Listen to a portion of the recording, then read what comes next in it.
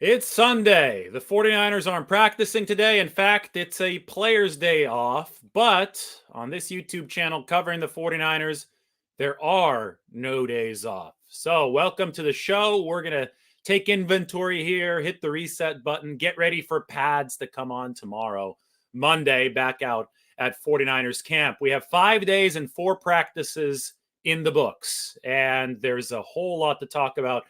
You probably noticed the title of this video. How are Trey Lance and the 49ers defense doing? Because it can't be one or the other. The 49ers are practicing as a team. And oftentimes we get too zeroed in on how one side of the ball is doing. I think lately people have been a little too zeroed in on how Trey Lance is doing. I get it. But if Trey Lance is struggling a little bit, some of that, maybe a lot of that has to do with the 49ers defense. So these kind of practices, this kind of camp is always torture for a coaching staff because they're always asking themselves, well, if our quarterbacks are throwing a lot of interceptions, is that because our quarterbacks are garbage or because our defense is really good? And usually the truth is somewhere in between. And I'm not saying that the 49ers quarterbacks are garbage, but I'm saying that the truth is usually in between two polar opposites. And there's a whole lot to like about what Trey Lance has delivered so far in 49ers camp. So let's go through some of it. You know, I've been giving you guys daily roster updates. This is going to be another one of those roster updates. We're going to take a look at the 49ers depth chart at a 53-man projection, where exactly this team is moving forward into the padded part of camp, because that's the real part of camp. So far, we've only seen really passing league action, and you can't really judge a football team based off of passing league action. You can't even evaluate the offensive line, the defensive line, or running backs. So, you know, I see a lot of tweets and stuff trying to evaluate running backs, trying to evaluate O linemen, trying to evaluate D linemen. And to be honest, people are just making stuff up. You cannot evaluate tackle football, trench warfare, until contact actually starts happening. And guess what?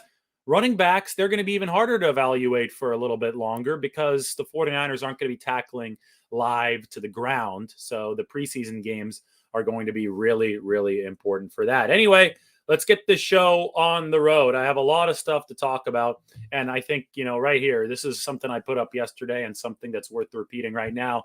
The 49ers defense has 10 interceptions after only 4 practices. They had 11 all of camp in 2021. So that's the basic statistical parameter that we're going off of. Obviously, Jimmy Garoppolo is no longer practicing. That's made the interception rate higher because Trey Lance, Nate Sudfeld especially, and Brock Purdy all throwing interceptions at a higher rate than Jimmy Garoppolo did at camp. Makes sense. Garoppolo was a whole lot more experienced. Trey Lance still getting his feet wet. Nate Sudfeld, though, that's one of the, you know, variables that's a little bit different. He was the second team quarterback, or the third team quarterback for the 49ers last year, but he hasn't been a starter working against the ones at any point in practice. Last season didn't throw a single pick throughout training camp. This year, he has thrown plenty of them. I believe 5 or 6 of the 49ers interceptions have come courtesy Nate Sudfeld. And, you know, you just look at the rate and it's too high for the 49ers. But because Sudfeld is throwing a lot, he didn't throw any last year, you can maybe say, hey, the 49ers depth in the secondary is better, at least, right? We're only 4 practices in, but boy, the interception rate's been a lot higher for Nate Sudfeld. So we look and we balance. We look at the data and we balance, and I'm going to talk a lot more about how the 49ers secondary looks to have improved and what the quarterbacks are trying in practice, why the interception rate is higher, and how that development's coming along after 4 days. And I could start with the overarching point, a simple summary of Trey Lance. So far, he's exhibited that he's got a high ceiling, right? The ceiling is up there, but the floor for Trey Lance is still a little bit too low for the 49ers to be comfortable with. But it's okay because right now it's July 31st. They don't play a real game until September 11th against the Chicago Bears. And guess what? The Bears are going to start Justin Fields. He just threw 5 interceptions in practice the other day. So Trey Lance has not had a day that bad. He has had some bad throws. He has had one really, really ugly wobbler come out of his hands 2 days ago in practice. But to me, so far, that seems like the exception and not the rule. What I see is an improving quarterback who's got the mechanics on an upward trajectory, who is being thrust in there against a really good defense, and who still has a good 6 weeks left to prepare for the season opener. And it's going to be a crash course until then. The 49ers got Trey Lance's feet wet in 2021, and 2022 is now about throwing him in there with the Wolves. And the good news is that the Wolves, the 49ers defense, they are the Wolves. We can tell that they're really good. They have a track record from prior seasons already. They might be even better on paper talent-wise this year. We've seen him work against Trey Lance. So however many times he gets bitten by the Wolves here, it's not going to count, right? He's only going to get better for it over the course of the next month. So when you look at the Lance situation and you see arguments on both sides, you're going to find anecdotes on both sides, right? Somebody's going to point to the heat seeker of a throw that hit Brandon Ayuk. I mean, it was just beautiful down the sideline, traveled 40 to 45 yards. That's an example of Trey Lance's arm talent and an example of how high this ceiling really is. And then, other people that are naysayers, they're going to point out to the low floor and they're going to say, well, he threw it right to Fred Warner. That ball comes out funny sometimes out of the hand. The motion might be a little bit elongated. It's going to be tough once Aaron Donald's rushing him.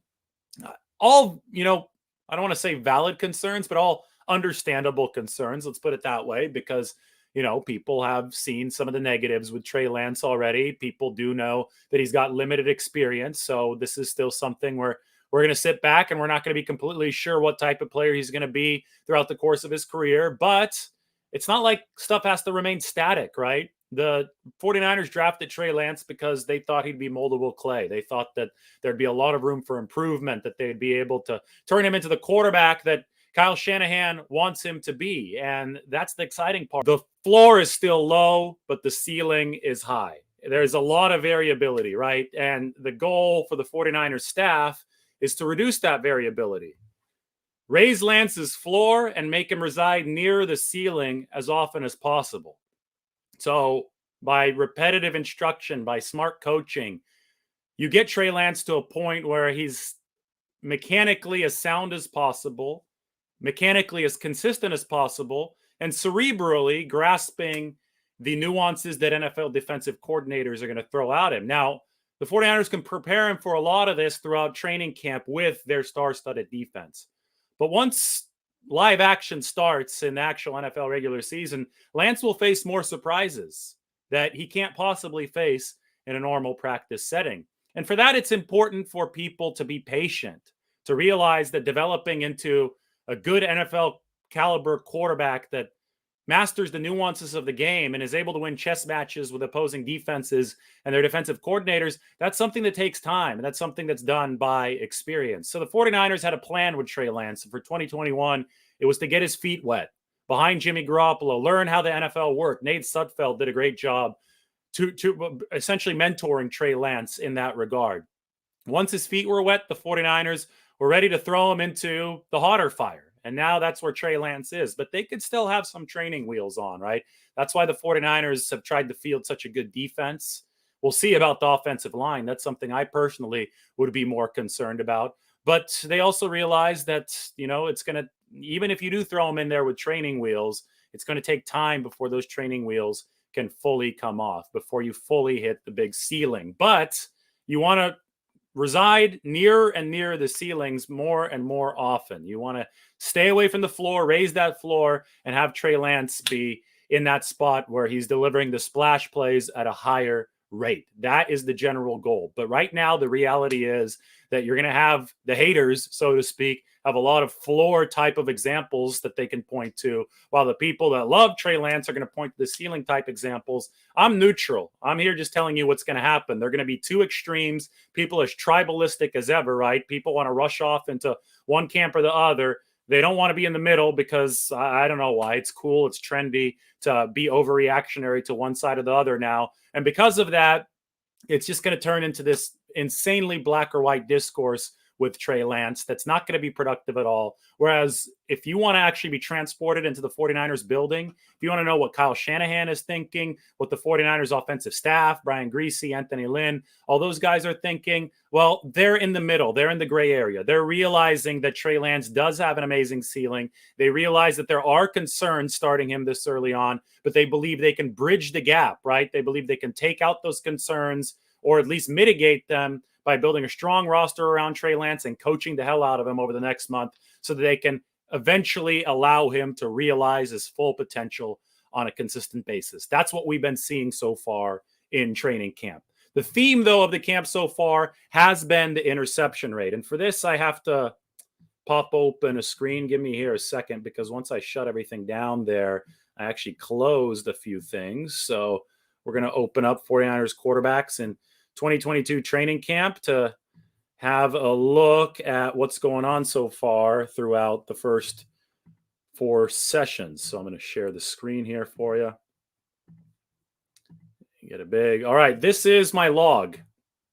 As you can see, it's color-coded. Blue means non-padded practices, that goldish yellow color. That means padded practices. I've already got it ready for day 5, the first day in pads. It's not filled up yet, but I'm ready to log tomorrow. If you want to follow along with the 49ers quarterbacks at 2022 training camp, then make sure that you go to the chat section and click on that Google Doc link, and you'll be able to follow along with me. But as you can see, the theme of practice is interception rate. I have splits that automatically add everything up here. Trey Lance has thrown 3, Sudfeld's thrown 5, Purdy's thrown 2. That adds up to 10. 8.7% interception rate for the 49ers. Talked about this, obviously, at the top of the show. If you click here, you can go to the 2021 log. This has Garoppolo, Lance, Sudfeld, and Josh Rosen. Do you remember him? Last year, the interception rate was 2.3%. Garoppolo was at 3.1%. Lance was only at 1.4. He threw 3 picks all of last training camp. But remember, Lance was operating against the 2s, and now he is working against the 49ers first team defense. So there you have it. The interception rates. Lance at 6.3%. That's too high. Garoppolo last camp, probably right around where you want it to be. Maybe a little bit lower, maybe in the 2s. But in camp, the 49ers goal for Jimmy Garoppolo, which they never really attained, was to get him into the 1s in interception rate. The elite quarterbacks in the league are under 2% in general in the National Football League as far as interception rates. If you get even the 1.9, 1.7% is really good. Garoppolo always hovered, though, in the 2s, probably the mid-2s. When he was in his better, less interceptable years, he was in the low 2s, could never really crack the 1s. So when you look at interception rate, though, during camp, it's probably going to be a bit higher than it is during games, because you're trying new stuff out, right? You're trying to push the envelope. You're trying to figure out what doesn't work as much as what does work, so you know where those limits are. So it makes sense that an interception rate would be a little bit higher than the target. So maybe the goal for Garoppolo in camp should have been the 2s. Either way, last year he had a good training camp. He was at 3.1%. Lance this season is at 6.3%, which is just too high. And that's okay, because we're only 4 practices in. The offensive line hasn't had a chance to protect itself against a ferocious pass rush, right? Because the pads haven't been there. They're coming on Monday. And of course, it's a really, really good 49ers defense. We know that. We don't know how great they're going to be, but I think it's safe to say it's a really good unit that Trey Lance is going up against. And of course, you can see Nate Sudfeld's rate, 11.6%. That's insanely high. Threw 4 picks the other day. So the 49ers need to work on that, need to make it better. So that's, the gist of things with our statistical tracking right now. That's where the 49ers are. That's, the starting point that we have for the pads coming on. There's a lot of room for improvement as far as offensive precision. I think it probably starts with pass protection up front, because I will say that Trey Lance's throwing mechanics do look smoother. I mean, this is, I think, one of the most contentious points of debate for people online is like, oh my God, he's got a little loop in his throw. Oh my God, the release is really slow. It's like, well, guys, Jimmy Garoppolo was one of the fastest releases, if not the fastest release in football. That's his strength, right?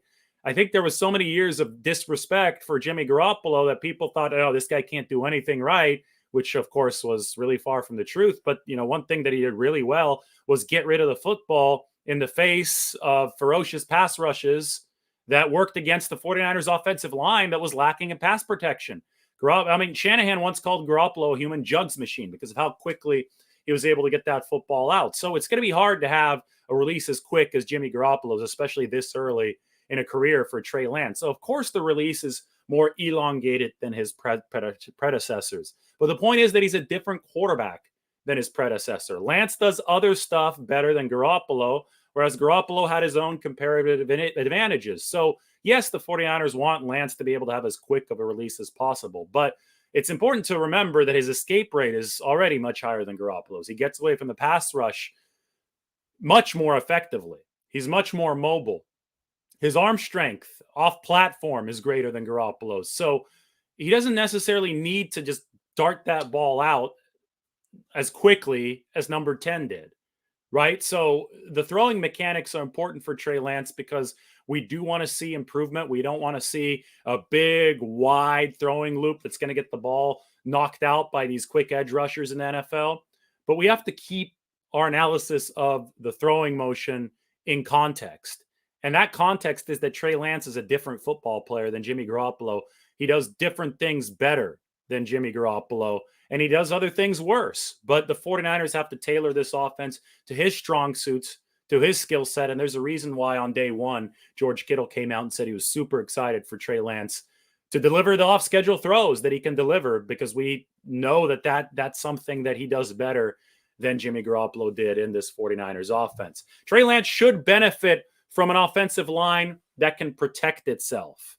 The 49ers offensive line hasn't been able to protect itself over the first 4 days of training camp. They don't have pads on. That's just the truth of the matter. I said this last year. This is funny. Last season, first few days of camp, it was a little rough for the 49ers offensively, but people were so ready to dump on Garoppolo. They're like, oh, well, they should just move to Trey Lance right now, even though Lance was facing the second team. Garoppolo was facing the first team. And I said, guys, a lot's going to change once the 49ers put on pads. And people are like, oh, that doesn't make a difference. It's like, are you guys kidding me? You crazy? This is football, and you're saying that pads don't matter? Like, okay, fine. Why don't they just play the whole NFL season without pads? Some of the takes last year were so biased against the Garoppolo, and it's so funny to see people take these 180-degree turns now with Lance. I'm saying the same thing that I did in 2021. I don't care who the quarterback is. I care about the sanctity of reporting on football in an accurate way. Last year, Jimmy Garoppolo and the offensive line benefited from putting pads on day 5. Guess who's going to benefit from putting on pads on day 5 this season in 2022? Trey Lance and the offensive line. So I think that the 49ers pass rush is obviously really deep this year. They're coming in waves, even with these injuries to the defensive line. Come Monday, it's going to be a new challenge for them because, A, the 49ers are going to have Trent Williams and Mike McGlinchey, and they're closer to full time. And B, they're going to be able to arm themselves, right? They're going to be able to dig in with those shoulder pads. It's no fun to be an offensive lineman really early on in camp because of the disadvantage that you face. So that should downstream benefit Trey Lance, give him some more time to throw, more time to settle in, and should also benefit the other 49ers quarterbacks like Nate Sudfeld. An overarching thing, this is a metaphor that I use a lot, but it's worth repeating here as we reset following the first few days of camp. We cannot judge Trey Lance by individual trees. Only the entire forest can do that. And the metaphor here is, training camp, we're walking through a forest. Everybody loves to run over to each individual tree, each individual practice, or in some cases, each individual throw, and just analyze the hell out of it. They like to go up to the tree and look at every little piece of bark, and they completely forget that we're walking through hundreds of trees. We're walking through an entire forest. And it's so important that we don't forget that we don't just sit by each tree. And it could be an ugly tree, right? It could be Trey Lance's interception to Fred Warner. It's so important that we don't go and look at that tree and think that is Trey Lance's entire legacy and his entire career. It's just as important that we don't go up to another beautiful tree, maybe his throw to Brandon Ayuk, and say, oh my God, this guy's the second coming. Look at this throw. Look at this arm talent. Both of those are erroneous ways of looking at Trey Lance's development.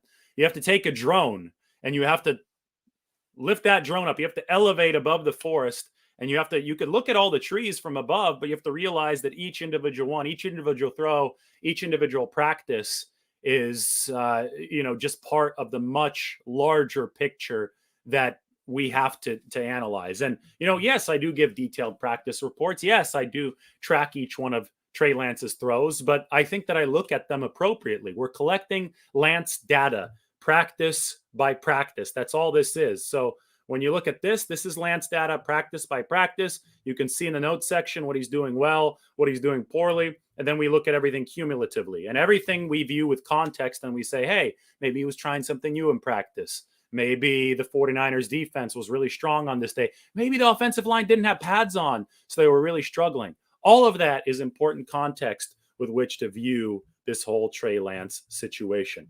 All right, let's move on. Let's talk about the defense. The 49ers secondary looks to be evolving in the way that we said it should. And for this, I got to pop open the 49ers 90-man depth chart. Here's the 90-man roster. I'm going to put this up on the screen for all of you, make it nice and wide, and we could see where the 49ers actually are from a roster perspective. All right, here we go. Nice and big. Yeah, there we go. So rookies are in blue. I used to have yellow highlighting for the offseason, but we're now firmly in the season. The 49ers have filled up their 90-man rosters, so the yellow signing, re-signing highlights are gone. All you see are the designations for the rookies. And for the international exception, the offensive lineman, Alfredo Gutierrez. So talking about the 49ers secondary. For a long time, I had talked about rush over coverage. That was the 49ers philosophy. I still think it is. They're rooted in the defensive line. Anytime you talk to John Lynch or Kyle Shanahan, they talk about these guys that I'm highlighting right here as being the basis of the defense. And, you could probably extend that to the front seven. So these guys too, because the 49ers have what I think is the best linebacker core in the league. And the 49ers have always believed, and John Lynch will tell you because he played for the Tampa Bay Buccaneers when he had some really nice pass rushers like Warren Sapp and Simeon Rice in front of him. The 49ers have always believed that it's a lot easier to play DB when you're only counting to 2 Mississippi instead of 3 or 4 Mississippi, right? When that pass rush is hitting quicker, the quarterback's process gets sped up. Well, I've always talked about the symbiotic relationship between the defensive backfield and the defensive linemen. And I think the 49ers attained some of that symbiotic relationship in prior years. In 2019, Richard Sherman did a really good job. Jimmy Ward's always been a good cover corner. People sleep on the 2020 season that Jason Verrett had.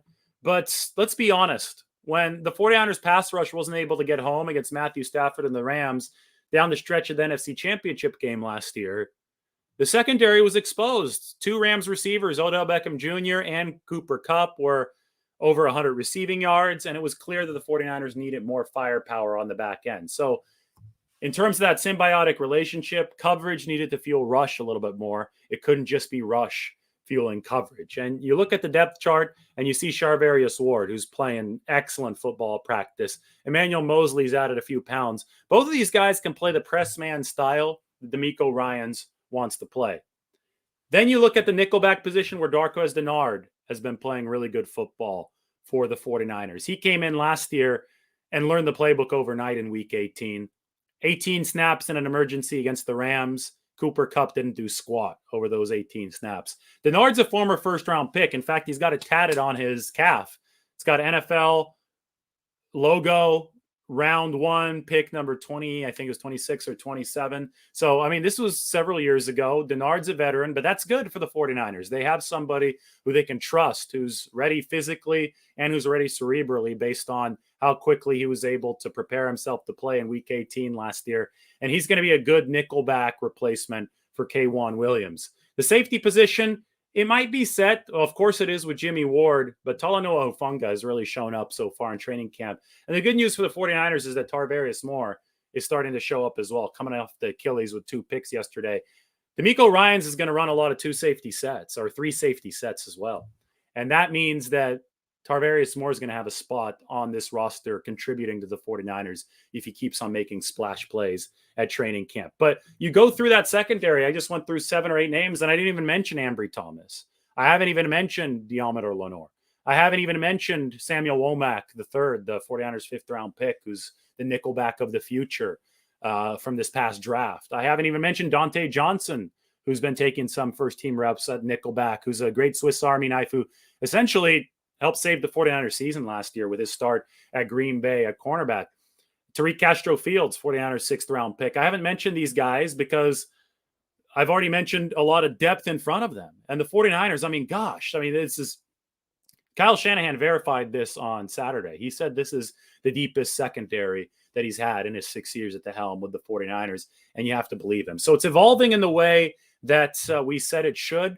This has been the passing league component of a training camp without pads, and the secondary has certainly been playing well, much better than even last year. And I think that, this stat right here, yes, it could be due to some quarterback struggles and no Garoppolo there, but 10 INTs in 4 practice after only 11 all camp last year, especially for Sudfeld, didn't throw any last year, or has already thrown 5 through 4 practices.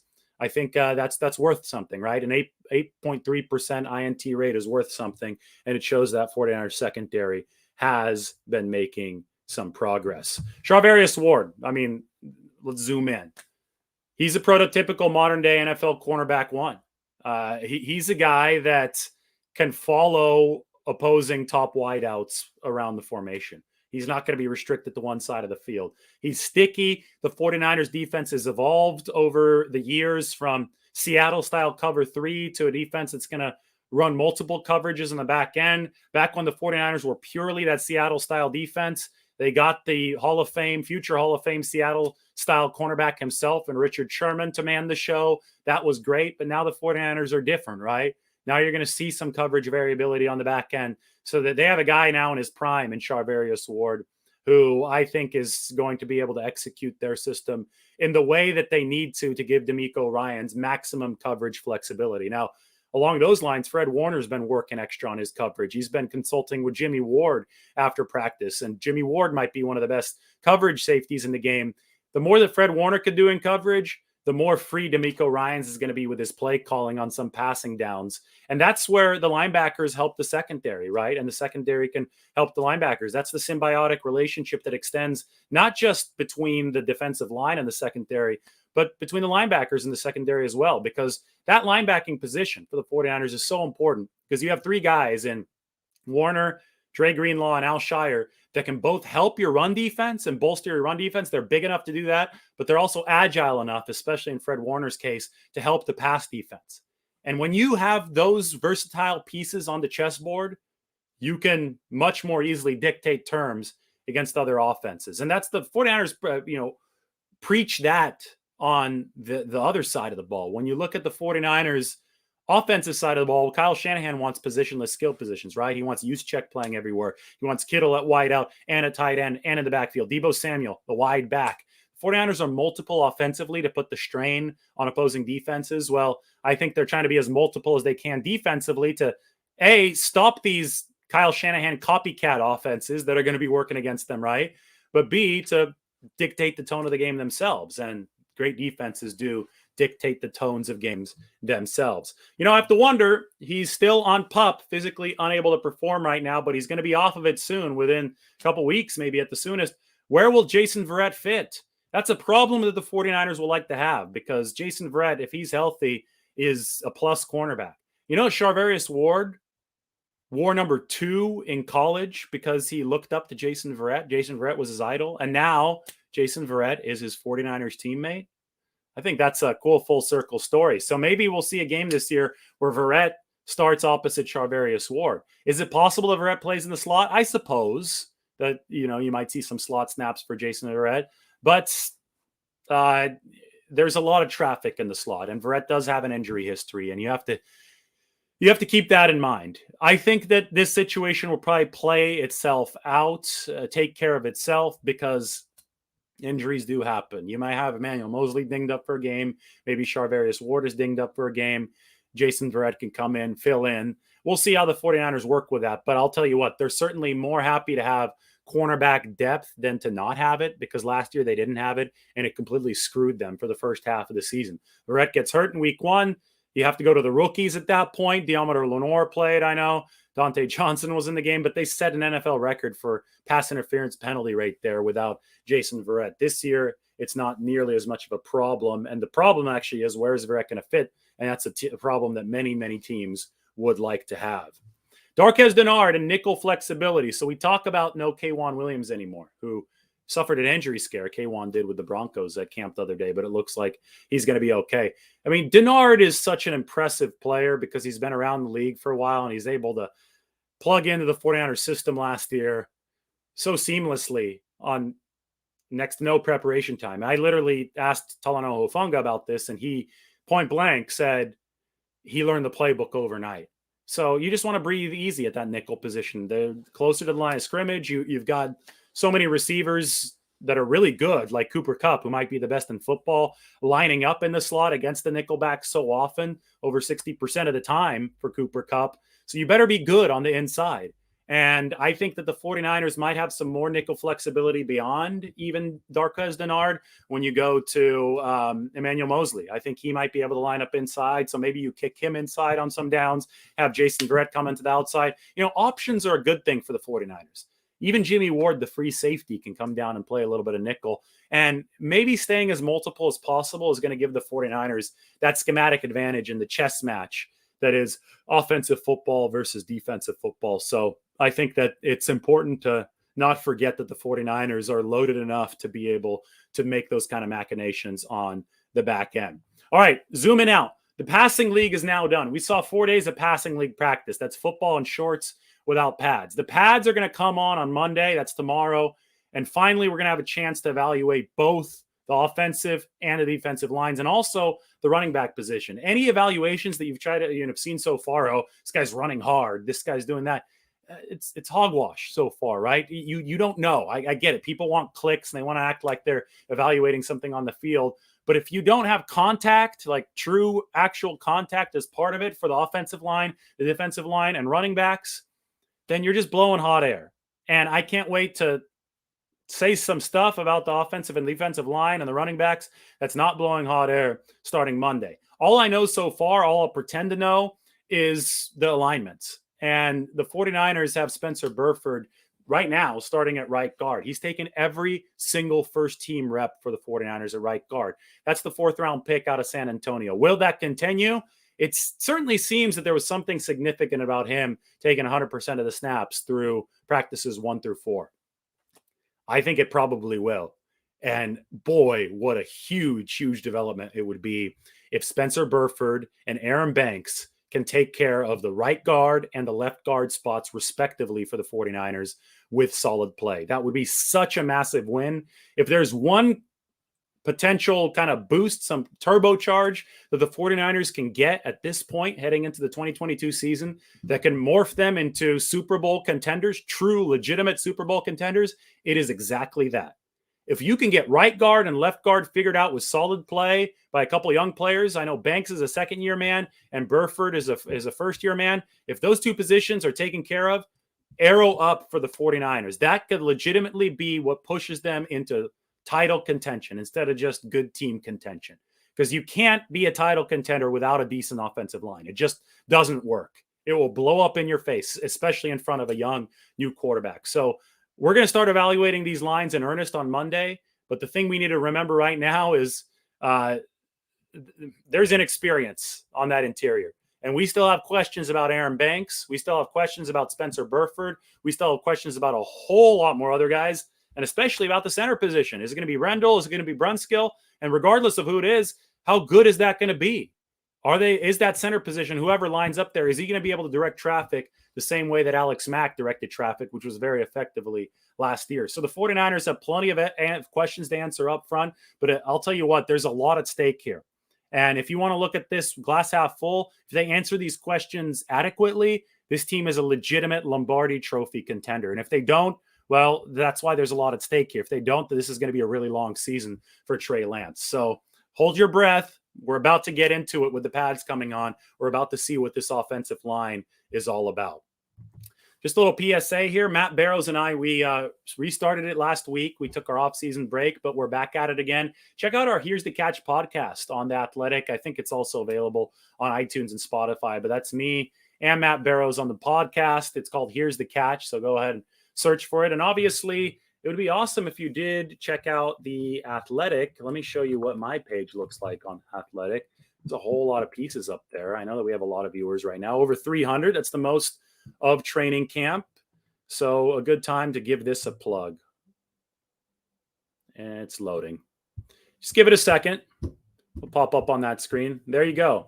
This is my page up on The Athletic. So I'm going to copy that, put it in the chat section, theathletic.com/David Lombardi. Maybe we could put me on the screen as well. There we go. Make this a little bit smaller. So yesterday, for example, I wrote about Fred Warner and the 49ers defense leaving a rollicking mark on training camp. So that's a good one to check out. I've been writing a lot about Trey Lance. This is the first piece I wrote about Trey Lance during this training camp. 49ers are ready to see Trey Lance's off-schedule potential and big play ability. That was George Kittle talking about it on the first day. I also was able to write about the 49ers linebacking group, which I think is the best in football, and Azeez Al-Shire and Johnny Holland. That was a whole lot of fun. So all of these articles, if you click on the link to get to my page, you can access all my pieces. It would be a great show of support if you subscribe there, because we really do feel, and I think we know, that we have the deepest 49ers coverage anywhere, and that's what you're going to want for this season. So thanks for checking that out. Again, there are no days off right now. Not at the facility today, but going through the 49ers depth chart with you. We can, do our quick little roster check-in here as well, make this a little bit bigger so that you all can see. But as of right now, the San Francisco 49ers are fighting some injuries. You see those highlighted in red: Armstead, Ridgeway, Maurice Hurst, Clea Davis, obviously still on NFI. They're waiting for Charlie Warner to recover from the core surgery and Jason Verrett to come off of PUP. But position by position, this team is looking strong, with the question marks coming along the offensive line and obviously the big focal point coming at quarterback. As far as Jimmy Garoppolo goes, maybe we start to see some movement there, maybe not. The 49ers are a month away from the supposed deadline of August 30th. Now, speaking of Garoppolo, I want to show you the salary cap page. This is going to come into effect. I have to erase myself there so you can see it. I should probably actually just make this go to the middle of the screen. There we go. Maybe make this a little bit narrower. The 49ers have about $5 million, maybe a little bit less, in salary cap room right now. When they cut, that's based on the top 51 rule. So this is the finance check-in as we circle the wagons. The top 51 rule applies in the offseason. It means that only the 51 most valuable contracts count against the salary cap, because you have 90 players on the roster. Once the 49ers cut down to 53, that's going to happen on August 30th.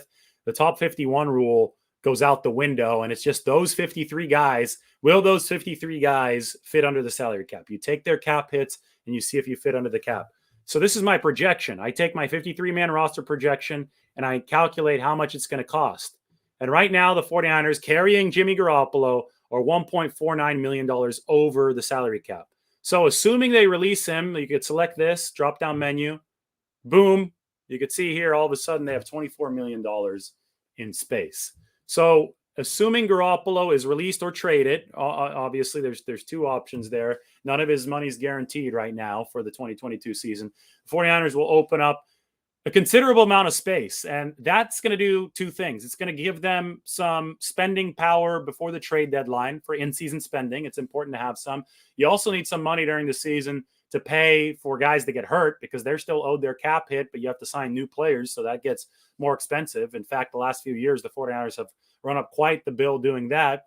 And the 49ers also want to carry some money over. Obviously, the Deebo Samuel re-signing is going to happen sometime soon. We can count on that.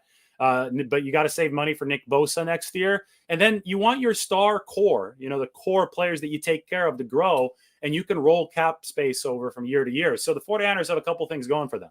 One, the NFL's new TV deal is going to send revenues skyrocketing. We're talking over $100 billion pouring in for the NFL. That revenue is going to create a larger salary cap. So the 49ers can spend more moving into the future. But, players are going to also want more money. So you want to push some of your current money into the future so you can build up reserves. And once the 49ers do part ways with Jimmy Garoppolo, as is very, very, very expected, then you can see here, I'll do it one more time, drop down menu. They will save a whole lot of money, and then they'll be ready to go to fight, ready to go to war here in this 2022 season. So that's what August has in store for us. All right. Maybe I close the window now. No days off. Wonder what you guys are saying in the question section. Yes, you do have to pay for The Athletic to subscribe, but I believe you can get on for like $1 a month right now. And even if not, it's like a cup of coffee per month. Then you get on. I think the most expensive rate's like $7 per month, right? And we would appreciate the support, because I guarantee it that it will be worth it. Let's see. Yeah, it's $1 a month. Jorge Rodrigo, I would love to see the 49ers versus the Bucks in the NFC Championship game. Brady loses in Santa Clara to end his career. That'd be crazy. RIP to Bill Russell. 88 years old. Sad day.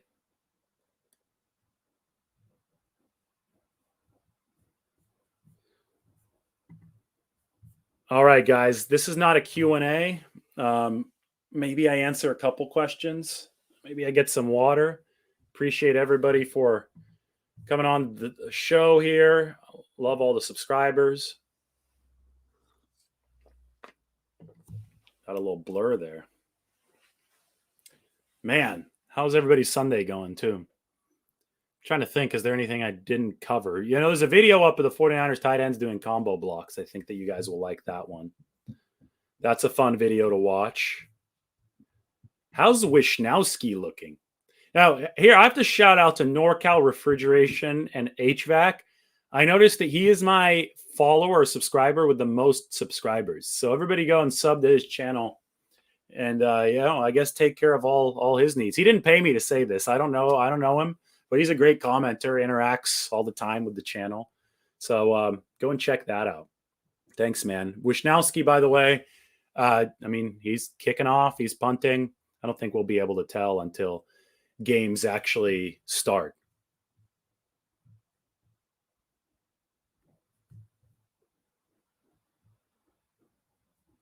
John Lind, do you find it likely, unlikely the wide back issue is a central part of the Debo negotiation or just nonsense?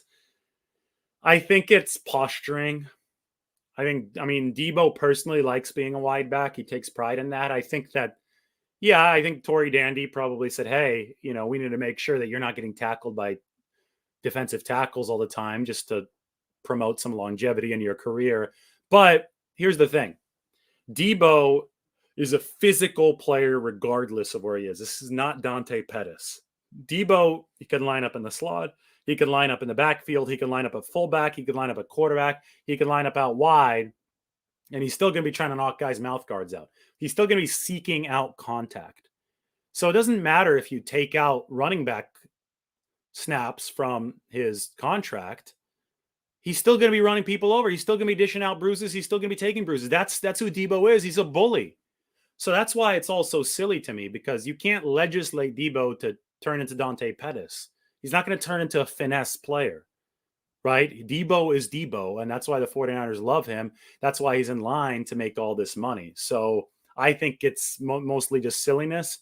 I think they can come to a gentleman's agreement and say, hey, we're not going to give you interior handoffs, because I get it. It's different being tackled by a 310-pound defensive tackle than it is by a cornerback. So maybe you want Debo to avoid some of those snaps, but you can get hurt just as easily anywhere.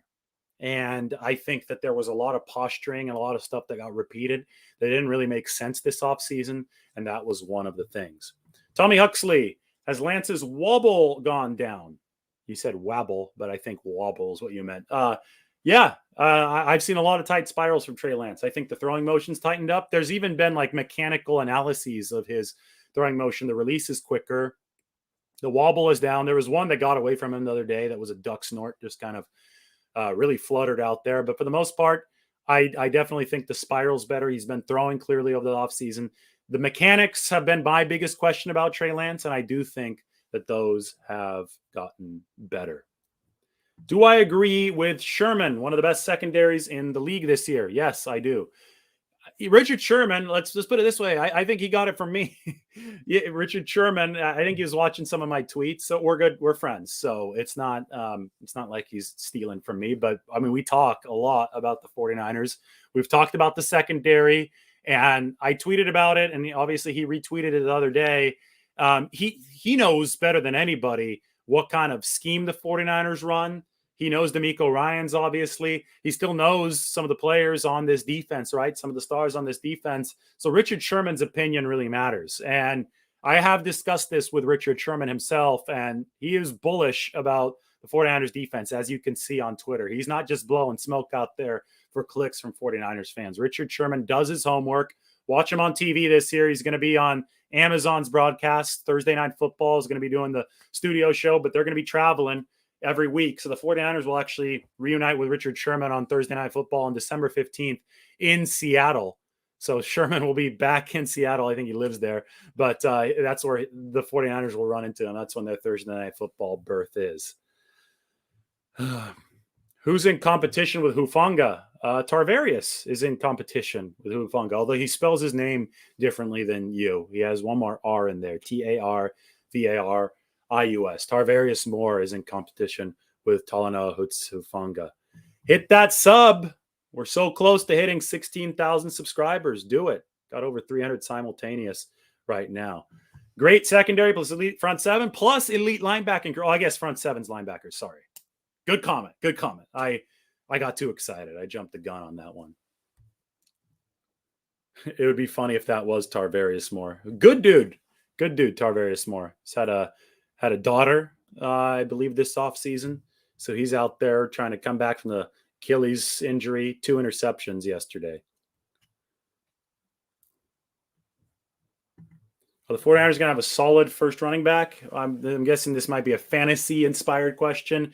Elijah Mitchell's probably their first running back, but Shanahan is adamant to be by committee. He wants to keep these guys fresh. So if you want to pick one back, the 49ers don't do that bell cow one back thing. They're going to be rotating those guys through. It's not Charvarius Moore. Although if it were Charvarius Moore, he'd probably say no. But no, you spell your name differently, so I don't think it is. Well, he just re-signed for big money, so I don't know if you could count on an Aaron Donald retirement anytime soon. All right, guys, I have to go. I have a few things to do. So thanks, everybody, for joining the show. Subscribe to The Athletic. Subscribe to the channel. Let's get up to 16K, then the 17K. Let's have that rocket ship taking off emoji. And welcome to our 2022 49ers coverage for those who are new. Hopefully you enjoyed the in-depth 50-minute breakdown. I'm going to stop it now because it's on 49 minutes right now. And what better than 49 minutes for the 49ers? Take care.